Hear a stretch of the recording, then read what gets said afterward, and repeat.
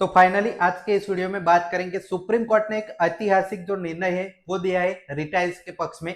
तो क्या है वो फैसला, क्या कौन सा वो केस था और बैंक रिटाइल्स को वो फायदा मिलेगा या नहीं, और मिलेगा तो उनकी कैलकुलेशन कितनी बढ़ेगी, कितना आपको फायदा होगा जो डीएस सेम पैरिटी लाने से, वो सारी चीजें इस वीडियो में डिटेल में देखेंगे। और एमसी सिंगला केस से भी ये केस कैसे जुड़ सकता है उसकी भी बात डिटेल में करेंगे। तो चलिए वीडियो की शुरुआत करते हैं।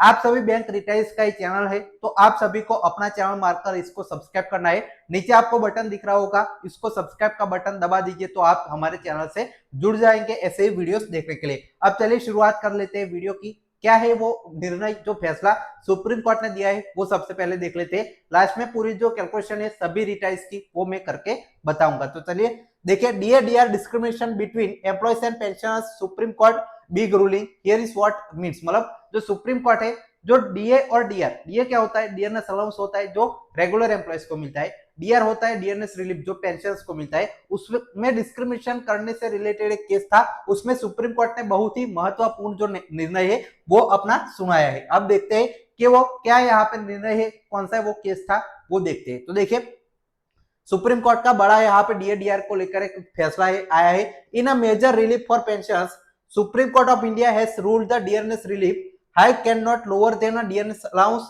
Increase for serving employees when both are mean for the offset inflation. मतलब जो आपके रेगुलर एम्प्लॉयज का डीए और डीआर में जो है चेंजेस, मतलब डिस्क्रिमिनेशन नहीं होता है क्योंकि वो दोनों एक ही चीज के लिए बने हैं, इन्फ्लेशन को टैकल करने के लिए। DA is a cost of living adjustment paid to serving government employees help them cope up with inflation, while जो आपका डियरनेस रिलीफ है वो पेंशनर्स को मिलता है। अब bench of justice Manoj Mishra and Prasanna B Varale dismiss appeal file by जो आपका KSRTC upholding the Kerala High Court verdict that the differentiate rates violates the right of equity under article 14 of constitution। मतलब जो केरला हाई कोर्ट ने फैसला किया था, केस है KSRTC का, इनको यहाँ पे केरला हाई कोर्ट में पहले गए थे। तो केरला हाई कोर्ट ने भी कहा था कि डिस्क्रिमिनेशन नहीं होना चाहिए, डीए में रिटायर्स को एम्प्लॉयज को सेम मिलना चाहिए। साथ ही में आर्टिकल 14 का वायोलेशन हो रहा है, उस बेस पर हाई कोर्ट ने फैसला दिया था। वही को यहाँ पे सुप्रीम कोर्ट ने भी दोहराया है कि जो आपका हाईकोर्ट का फैसला था वही फैसला रहेगा, आप डिस्क्रिमिनेशन जो आर्टिकल 14 के तहत नहीं कर सकते रिटायर्स और एम्प्लॉयज में। The dispute arose after KSRTC increase जो डीए है एम्प्लॉयज का 14% और जो आपके रिटायर्स का 11% डीआर हाइक किया। मतलब जो एम्प्लॉयज को है उनको 14% की हाइक मिली, रिटायर्स को 11% की। मतलब इन दोनों के बीच यहाँ पे जो डिस्क्रिमिनेशन है वो किया गया। Pensioners challenge this gap arguing both D and DR mean for offset inflation should be same. मतलब जो पेंशनर्स है उनको खिलाफ आर्ग्यूमेंट की, केस डाला कि हमारा भी सेम होना चाहिए। तो उस पर देखिए स्टेट डिफेंडेड जो आपका ये केएसआरटीसी है वो कह रहे थे कि हमारे पास यहाँ पे फाइनेंशियल चैलेंजेस है तो आपके रिटायर्स को अलग से थोड़ा दिया जाए, एम्प्लॉयज को अलग दिया जाए। तो एक कोर्ट ने क्या कहा कि सुप्रीम कोर्ट ने क्या कहा, देखिए रिजेक्ट स्टेट आर्ग्यूमेंट। मतलब उनको जो है केएसआरटीसी की जो आर्ग्यूमेंट है उनको कहा कि जो दोनों कैटेगरी में डीआर इन्फ्लेशन को टैकल करने के लिए है तो सेम होना चाहिए। साथ ही में यहाँ पे इक्वली दोनों को यहाँ पे ट्रीट करना है, कोई डिफरेंशिएट आप रेट इंक्रीज नहीं कर सकते।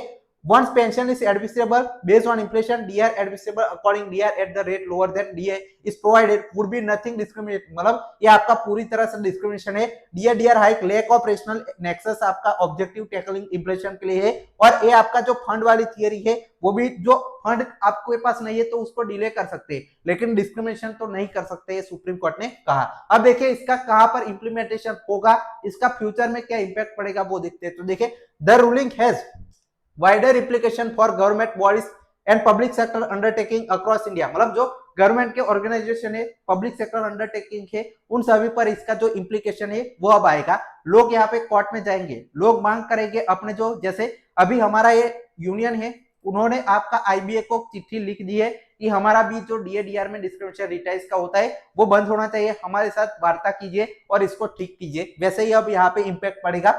Reinforce the once benefit DAR are extended to address inflation. They applied uniformly both employees and pension। मतलब सभी का सेम होना चाहिए डिमांड रहेगी। साथ ही में देखिए the judgment could influence future disputes involve pay parity, pension benefit and inflation linked allowances। मतलब इससे अब जो आपके दूसरे अलाउंसेस हो गए, बेसिक पेंशन होगी, वो सारे पर भी फर्क पड़ेगा। पेंशन में जो आपका पेंशन से वो जाएंगे कि जो आपके इन्फ्लेशन बेस्ड अलाउंसेस है, जैसे आपका होता है डीए, वैसा ही जो बाकी सारे अलाउंसेस है वो भी सेम पैरिटी के साथ किए जाए, ये फ्यूचर में अब जा सकता है। तो ये पूरा मामला था। अब इससे बैंक रिटायर्स का कितना यहाँ पे, अभी तो ये कोर्ट है केएसआरटीसी केरला पर यहाँ पे जो निर्णय है आया है। अब बाकी क्या होगा कि हमारा बैंक पे डायरेक्टली लागू नहीं होगा, हम आईबीए से बातचीत कर सकते हैं, लेकिन आईबीए अगर नहीं मानता है, एग्री नहीं करता है ये जो आपकी पैरिटी करने के लिए, तो डायरेक्टली सुप्रीम कोर्ट में जा सकते हैं हम फिर से। जैसे हमारा स्पेशल अलाउंस का एमसी सिंघला दोनों केसेस है, वैसे अब इस पर भी जा सकते हैं। ये तो आपका ओपन एंड शर्ट केस है, आपको डायरेक्टली जीत मिल जाएगी इसी फैसले के बेस पर कि आर्टिकल 40 का यहाँ पे भी वायोलेशन होता है कि इनको अलग से 1960 सीरीज पर ओल्ड डीए मिल रहा है, साथ ही में इनके साथ डिस्क्रिमिनेशन 2022 से पहले का बहुत ज्यादा हो रहा है, वो हम आगे देखेंगे। तो उनको इक्विटी, राइट ऑफ इक्विटी का जो आपका आर्टिकल है उसको फॉलो करके रिटाइज के पक्ष में फैसला मिल सकता है। अब पूरा जो कैलकुलेशन क्या बनता है, अगर हमें अप्लाई करते हैं हमारे जो बैंक रिटाइज पर, तो कितना एक्स्ट्रा आपका डीए सभी रिटाइज को मिलेगा, वो आप चलिए देखते हैं। तो देखिए जो आपका 5, 6, 7, 8, 9, 10, 11 बीपीएस का जो अभी कितना जो एग्जिस्टिंग पॉइंट चल रहा है और 8088 पॉइंट्स यहाँ पे जो प्रपोज मर्जर कर देते हैं, तो नया डीए 25% सभी का आ जाएगा। और इस डायरेक्ट मेथड से इतने से बेसिक पेंशन को यहाँ पे जो है वो आपको मल्टीप्लाई कर देना है और ऊपर 25% 12 बीपीएस का लेटेस्ट डीए है सभी को मिल जाएगा। तो ये डिस्क्रिप्शन इस टेबल के हिसाब से खत्म हो सकता है। अब चलिए डिटेल में इसकी जो कैलकुलेशन क्या बनती है रिटाइज की 5th बीपीएस से 11 बीपीएस की, वो भी देख लेते हैं। तो देखिए 5th बीपीएस के रिटाइज है 8088 पॉइंट्स पर देखिए बेसिक पेंशन डीए, अभी इनको जो ओल्ड डीए है आप यहाँ पे डीए देख सकते हैं 1528.94%, ओल्ड जो डीए है वही अभी इनको मिल रहा है, इनकी जो पैरिटी है वो कंप्लीट नहीं हुई है।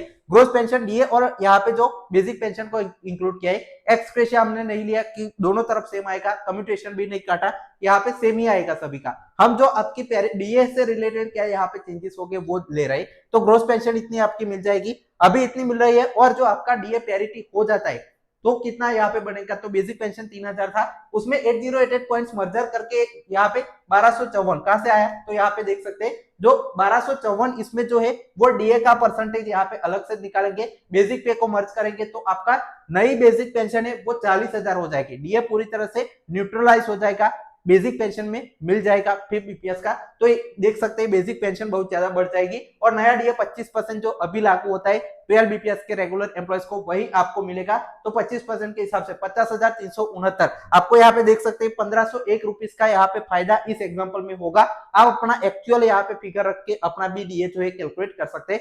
6 बीपीएस में ऐसे ही अभी बेसिक पेंशन डीए 750, मतलब इनका भी पुराना डीए चल रहा है, तो इनको 42,000 के आसपास ग्रोस पेंशन अभी मिल रही है। इनका अगर डीए न्यूट्रलाइज होता है तो 607 से यहाँ पे डीए अलग से जो ऐड होगा, 35,000 इनकी जो बेसिक पेंशन होगी और 25% डीए के हिसाब से 44,000, मतलब इनको फायदा होगा 1650 रुपीज का फायदा होगा। 7 बीपीएस में देखिए बेसिक पेंशन 8,000 लेते हैं, डीए डीआर अभी 482.64, ग्रोस पेंशन 46,000 के आसपास चल रही है।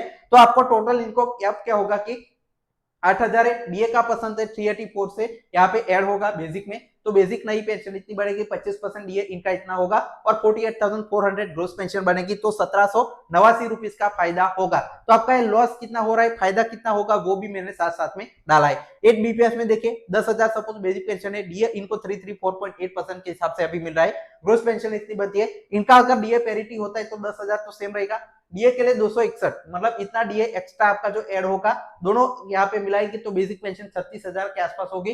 25% डीए नया आपका बनेगा 45,125 आपकी ग्रोस पेंशन है वो बनेगी, तो 1645 रुपीज मंथली आपका जो है डीए की वजह से बढ़ेगा। 9 बीपीएस में देखिए 15,000 है, डीए डीआर अभी 258.45% के हिसाब से ग्रोस पेंशन इतनी बढ़ रही है। इनका अगर पैरिटी होता है तो देखिए 29,400 डीए का पार्ट ऐड होगा, 44,400 और यहाँ पे डीए इसका 25% निकालेंगे तो 55,500 रुपीज बनेगी और इनको 1733 रुपीज का इस एग्जांपल में फायदा होगा।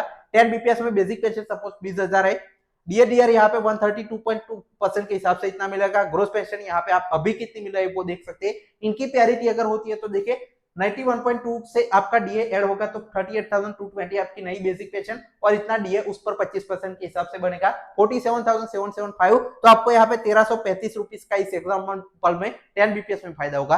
11 बीपीएस में क्या होगा, तो अभी बेसिक पेंशन सपोज 30,000 इनको मिलती है, डीए 59.08% के हिसाब से मिल रहा है डीए और दोनों को मिला के तो ग्रोस पेंशन इतनी बढ़ रही है।